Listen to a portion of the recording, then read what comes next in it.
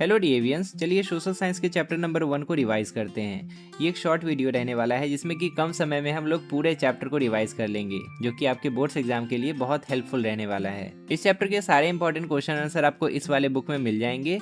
इस बुक को परचेज करने के लिए आप यहाँ पर व्यू प्रोडक्ट के आइकन पर क्लिक कीजिएगा। वहाँ पर आपको बुक को परचेज करने का लिंक मिल जाएगा। फ्लिपकार्ट का लिंक वहाँ पे डला हुआ है। इसके अलावा इस चैप्टर के नोट्स का पीडीएफ भी आप डाउनलोड कर सकते हैं। ये आपको हमारे वेबसाइट www.davguru.in पर मिल जाएगा। इस चैप्टर में सबसे पहले हमें समझना है कि रिसोर्सेज क्या होते हैं। रिसोर्सेज को आप ऐसे डिफाइन कर सकते हैं, anything on earth necessary for human existence and use to fulfil day to day needs is known as resource. धरती पर जितनी भी वस्तुएं उपस्थित हैं जिसकी मदद से हम लोग अपने डे टू डे लाइफ के नीड्स को फुलफिल कर सकते हैं, उन वस्तुओं को हम रिसोर्सेज कह सकते हैं। एग्जाम्पल के लिए air, water, soil, minerals, vegetation, animals, ये सब कहीं ना कहीं हमारे लिए हेल्पफुल होते हैं। किसी न किसी तरह से ये हमारे नीड्स को फुलफिल करते हैं, इसीलिए ये सब के सब हमारे लिए रिसोर्स की तरह हुए। इन सब के अलावा ह्यूमन भी अपने आप में एक रिसोर्स है, क्योंकि अगर ह्यूमन ही नहीं होगा तो ये सारे रिसोर्सेस यूजलेस ही रह जाएंगे, उसको यूज़ फिर कौन करेगा। तो ह्यूमन कैसे रिसोर्स है, अगर आपसे ये पूछा जाए तो आप कह सकते हैं human beings are considered an asset and a resource themselves. Human beings को भी अपने आप में एक एसेट माना जाता है और एक रिसोर्स माना जाता है। It is the human skill and technology that other natural gifts are developed into usable resource. Human का स्किल और टेक्नोलॉजी जो कि ह्यूमन ने डेवलप किया है, इसी की मदद से हम लोग बाकी के रिसोर्सेज को डेवलप कर पाते हैं और उनका इस्तेमाल कर पाते हैं। अगर ह्यूमन ही नहीं होगा तो वो सारे रिसोर्सेज अनयूज्ड रह जाएंगे, जिसका कोई मतलब नहीं बनता। उसके बाद हमें नीड्स के डायनामिक्स को समझना है कि नीड्स जो है समय के हिसाब से और जगह के हिसाब से बदलता है। आज के समय जो हमारा नीड है, आज से 100 साल पहले इंसान का वो नीड नहीं रहा होगा, उनका नीड अलग रहा होगा। उसी तरह से भारत में रहकर हमारा जो नीड है, किसी दूसरे देश में रहने वाले एक नॉर्मल इंसान का नीड वो नहीं होगा, उसका नीड हमारे से डिफरेंट हो सकता है। तो वही यहाँ पे बताया गया है, human wants are not static. आदमी का जो ज़रूरत है वो स्टैटिक नहीं होता, they grow more complex as society changes. जैसे जैसे समाज बदलता है ये नीड भी बदलते जाता है। While ancient societies focused on basic needs. प्राचीन सभ्यताएं केवल बेसिक नीड्स पर फोकस करती थी, जैसे कि उनको केवल फूड चाहिए, क्लोथिंग चाहिए और शेल्टर चाहिए। लेकिन हम जो एडवांस सोसाइटीज़ हैं, हमारा अलग अलग तरह का नीड है। We emphasise on multi faceted resources utilisation. मतलब हमारे पास जितने रिसोर्सेस है उसका हम लोग अधिक से अधिक इस्तेमाल करना चाहते हैं और अपने जीवन को और लग्जरियस बनाना चाहते हैं। रिसोर्सेज का वैल्यू भी बदलता है। एग्जाम्पल के लिए जो रिसोर्स हमारे लिए कीमती है, किसी और के लिए वो मिट्टी के समान हो सकता है। या इसका उल्टा भी पॉसिबल है कि जो रिसोर्स हमारे लिए मिट्टी के समान है वो किसी और के लिए कीमती हो सकता है। The utility and value of a resource can change over time and place. समय के हिसाब से और जगह के हिसाब से एक रिसोर्स का यूटिलिटी और उसका वैल्यू बदल सकता है। For example, river water used only for irrigation in ancient civilisation. प्राचीन काल में नदी के पानी का इस्तेमाल केवल और केवल कृषि के लिए किया जाता था, खेती के लिए किया जाता था। Is now used for generating energy, navigation and industrial purposes. अब उसी नदी के पानी का इस्तेमाल करके हम लोग एनर्जी भी जनरेट कर लेते हैं, नेविगेशन यानी कि शिप को भी उसी के थ्रू ले जाते हैं, और इंडस्ट्रियल यूज में भी नदी के पानी का इस्तेमाल कर लेते हैं। तो समय के हिसाब से आपने देखा कि कैसे वही नदी का पानी है लेकिन यूजेस उसका अलग अलग तरीके से होने लगा है। नेक्स्ट है यूटिलाइजेशन ऑफ रिसोर्सेज। अगर हमें रिसोर्सेज का इस्तेमाल करना है तो हमें किन किन बातों का ध्यान रखना होगा, या क्या क्या ऐसे फैक्टर्स है जो कि रिसोर्सेज को यूजेबल बनाते हैं, ये हमें समझना है। Resources often require processing to become usable. अक्सर रिसोर्सेज के साथ हमें प्रोसेसिंग करना पड़ता है, तब जाकर वो इस्तेमाल करने लायक बन पाते हैं। एग्जाम्पल के लिए, कॉटन हमारे लिए एक रिसोर्स है, लेकिन डायरेक्टली हम लोग कॉटन का इस्तेमाल नहीं करते हैं। कॉटन से पहले यार्न बनाते हैं यानी कि धागा, उसके बाद यार्न से फैब्रिक बनता है और फैब्रिक से गारमेंट बनता है, तब जाकर हम उसको पहनते हैं और उस रिसोर्स का इस्तेमाल हो पाता है। अगर इस तरह से प्रोसेसिंग नहीं किया जाता तो कॉटन एक तरह से हमारे लिए यूजलेस हो जाएगा या लेस यूजफुल हो जाएगा। The utilisation of resource depends on several critical factors. इसी तरह से हर रिसोर्सेज के लिए अगर हम देखें तो कुछ फैक्टर्स होते हैं जिस पर रिसोर्सेज का यूटिलाइजेशन यानी कि उसको इस्तेमाल किया जा सकता है या नहीं, ये डिपेंड करता है। अब ये फैक्टर्स क्या है ये सब आपको अच्छे से समझना है पॉइंट वाइज, उसको आप एक्सप्लेन करके एग्जाम में लिखते रहिएगा। सबसे पहला फैक्टर है availability of the resource and water. अगर आपको रिसोर्स को इस्तेमाल करना है तो सबसे पहले रिसोर्स होना चाहिए और वाटर होना चाहिए। वाटर तो हर जगह रिक्वायर्ड होगा, क्योंकि रिसोर्स को अगर आपको प्रोसेस करना है तो वाटर का रिक्वायरमेंट होगा ही।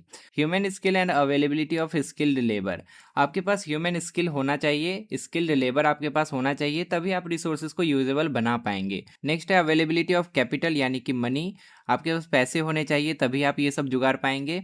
नेक्स्ट है advancement of technology, tools and machine, आपके पास एडवांस टेक्नोलॉजी होनी चाहिए, एडवांस मशीन्स होने चाहिए। और लास्ट है availability of transport and communication facilities, आपके पास ट्रांसपोर्ट फैसिलिटी होने चाहिए और कम्युनिकेशन फैसिलिटी होना चाहिए। नहीं तो आप बना भी लेंगे, अगर प्रोसेस कर भी लेंगे, रिसोर्स को यूजेबल बना भी लेंगे, आप उसको ट्रांसपोर्ट ही नहीं कर पाएंगे, लोगों तक पहुंचा ही नहीं पाएंगे, लोगों से कम्युनिकेट ही नहीं कर पाएंगे, उसके बारे में बता ही नहीं पाएंगे उनको, तो क्या काम का। तो इसलिए ये 5 फैक्टर्स है जो कि इंपॉर्टेंट है, जिसकी मदद से आप किसी भी रिसोर्स को यूजफुल बना सकते हैं, उसको यूटिलाइज कर सकते हैं। नेक्स्ट टॉपिक है क्लासिफिकेशन ऑफ रिसोर्सेज। रिसोर्सेज को हम लोग कितने कैटेगरीज में क्लासीफाई कर सकते हैं। अब रिसोर्सेज तो 1000 तरीके के हैं, लेकिन हम लोग सबके बारे में अलग अलग थोड़ी पढ़ सकते हैं, हम लोग को क्लासिफिकेशन करना ही पड़ेगा। तो क्लासिफिकेशन हम लोग 4 अलग अलग बेसिस पे करते हैं। सबसे पहला है classification on the basis of renewability, मतलब रिन्यूएबल है या नहीं है, उस बेसिस पे 2 तरह के रिसोर्सेज हो सकते हैं। एक है रिन्यूएबल जिसको इनएग्जॉस्टेबल कहते हैं, दूसरा है नॉन रिन्यूएबल जिसको एग्जॉस्टेबल कहते हैं। अब देखिए रिन्यूएबल ऐसे रिसोर्सेज को कहते हैं, उसका डेफिनेशन आप ऐसे लिखेंगे, renewable resources that can be renewed naturally or through human effort such as solar energy, wind and water। ऐसे रिसोर्स जो कि नेचुरली या ह्यूमन एफर्ट लगाने के बाद अपने आप को रिन्यू कर लेते हैं, रिप्लेनिश कर लेते हैं, अपने आप को फिर से बना लेते हैं, ऐसे रिसोर्सेज को हम लोग रिन्यूएबल या इनएग्जॉस्टेबल कहते हैं। इसका एग्जांपल सोलर एनर्जी है, विंड एनर्जी है, वाटर एनर्जी है। आप इनका कितना भी इस्तेमाल कर ले, ये खत्म नहीं होगा, ये अपने आप को रिन्यू कर ही लेगा, रिप्लेनिश कर ही लेगा। While some are always available, their quality can be damage by improper uses. एक बात बहुत इंपॉर्टेंट है, ध्यान देने वाली है, कि इसमें से कुछ ऐसे भी रिसोर्स है जो कि हमेशा अवेलेबल तो रहते हैं किसी न किसी फॉर्म में, लेकिन उसका क्वालिटी डाउन हो जाएगा अगर हम अच्छे से उसका इस्तेमाल ना करें। जैसे कि वाटर, वाटर जो है हमेशा अवेलेबल रहेगा, वो ख़त्म नहीं होने वाला है धरती से, लेकिन अगर हम गलत तरीके से इस्तेमाल करें तो फ्रेश वाटर जो है उसकी मात्रा ख़त्म हो जाएगी या बहुत कम हो जाएगी, उसका स्कार्सिटी हो जाएगा। दूसरा है नॉन रिन्यूएबल रिसोर्सेज जिसको एग्जॉस्टेबल कह सकते हैं, resources that take million of years to form and can not be easily replaced such as coal, petroleum and natural gas. ऐसे रिसोर्स जो कि लाखों करोड़ों साल लगाते हैं अपने आप को रिप्लेनिश करने में, एग्जाम्पल के लिए कोयला, पेट्रोलियम और नेचुरल गैस, ऐसे रिसोर्सेज को हम लोग नॉन रिन्यूएबल या एग्जॉस्टेबल कहते हैं। मतलब अगर आप इसका इस्तेमाल करते जाए तो ये एक समय एग्जॉस्ट हो जाएंगे, खत्म हो जाएंगे। सम लाइक मेटेलिक ओर्स जैसे कि gold and silver are recyclable and can be used repeatedly after processing. इसमें से कुछ ऐसे भी रिसोर्सेस होते हैं जैसे कि मेटेलिक ओर्स, जैसे कि सोना होता है, चांदी होता है, इसका इस्तेमाल हम लोग रिसाइकल कर करके बार बार कर सकते हैं, लेकिन इसका इस्तेमाल अगर हम लोग ऐसे करें कि ये नष्ट हो जाए तो फिर ये भी खत्म हो जाएगा हमारे धरती से, क्योंकि ये भी लिमिटेड क्वांटिटी में ही हमारे पास अवेलेबल है। ओरिजिन के बेसिस पर भी रिसोर्सेज 2 तरह के हो सकते हैं। ओरिजिन यानी कि रिसोर्सेज मिलता कहाँ से, उसका सोर्स क्या है। तो एक है बायोटिक रिसोर्स, दूसरा है abiotic resource. Resources obtained from biosphere that have life such as birds, fish and forest, they can reproduce and regenerate. ऐसे रिसोर्स जिसमें कि जीवन होता है, लाइफ होता है, एग्जाम्पल के लिए बर्ड्स, फिश, फॉरेस्ट, ये सब बायोटिक रिसोर्स कहलाते हैं। ये रिप्रोड्यूस भी करते हैं और रीजनरेट भी करते हैं। और एबायोटिक किसको कहते हैं, इसका just opposite, all non living resources including land, water, minerals except water, these are generally non renewable. जितने भी नॉन लिविंग रिसोर्सेज है वो सब के सब एबायोटिक रिसोर्स कहलाएंगे। जमीन भी उसका एग्जाम्पल है, वाटर भी उसका एग्जाम्पल है और मिनरल्स भी उसका एग्जाम्पल है। Except for water these are generally non renewable. Water को छोड़कर जितने भी एबायोटिक रिसोर्स होते हैं ना वो नॉन रिन्यूएबल होते हैं, लेकिन केवल वाटर ही एक ऐसा एबायोटिक रिसोर्स है जो कि रिन्यूएबल होता है। क्लासिफिकेशन का तीसरा बेसिस था अकरेंस। अकरेंस के बेसिस पर भी रिसोर्सेज 2 तरह के हो सकते हैं। रिसोर्सेज नेचुरली भी पाए जा सकते हैं और मैन मेड भी हो सकते हैं। अब इसको डिफाइन करना तो आसान है। Gifts from nature use to satisfy needs such as water, forest and minerals are called natural resources. ये सब नेचुरल रिसोर्स है क्योंकि नेचुरली ये हमारे वातावरण में, हमारे अर्थ पे पाया जाता है। और दूसरा क्या है, man made resources created by humans using natural materials such as buildings, roads and machinery are called man-made resources। ऐसे रिसोर्सेज जिसको ह्यूमंस ने बनाया है, इंसानों ने बनाया है, और इसको बनाने के लिए अगेन नेचुरल रिसोर्सेज का ही इस्तेमाल किया गया है। ऐसे रिसोर्सेज को हम लोग मैन मेड रिसोर्सेज कहते हैं। बिल्डिंग, रोड, मशीनरी, ये सब उसके एग्जाम्पल में आप लिख सकते हैं। चौथा और अंतिम क्लासिफिकेशन का बेसिस था डेवलपमेंट।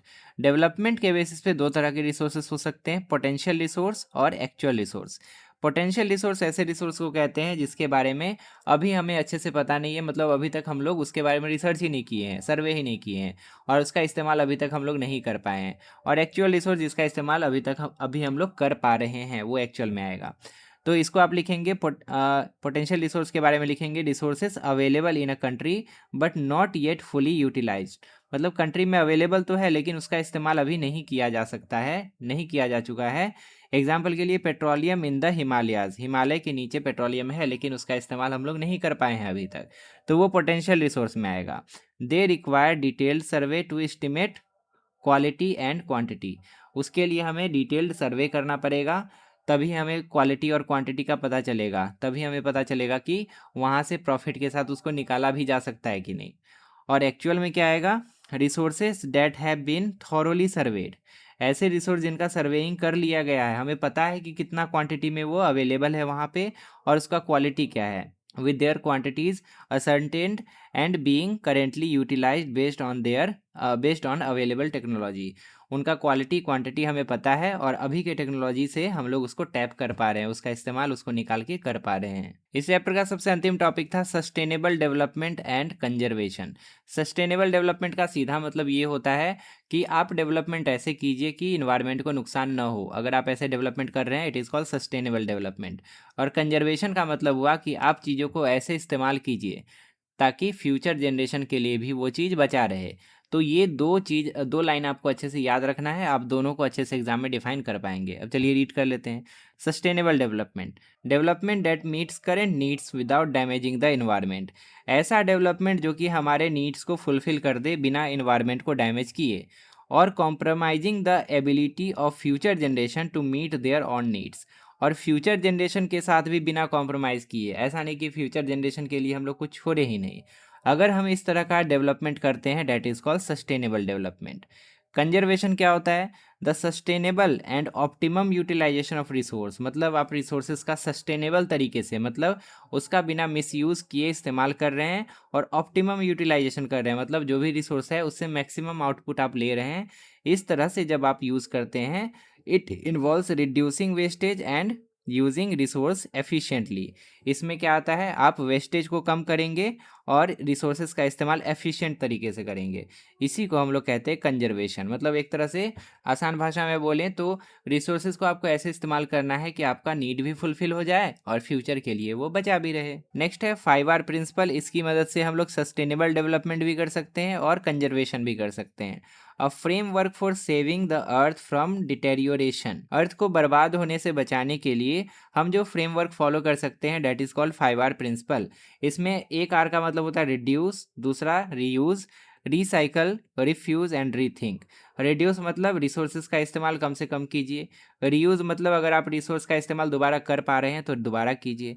रिसाइकल मतलब जो रिसोर्स वेस्ट बन चुका है उसको अगर फिर से इस्तेमाल करने लायक बनाया जा सकता है तो रिसाइकल कर लीजिए। रिफ्यूज़ मतलब अगर आपका काम चल रहा है तो रिसोर्स को मत लीजिए, उसका इस्तेमाल मत कीजिए।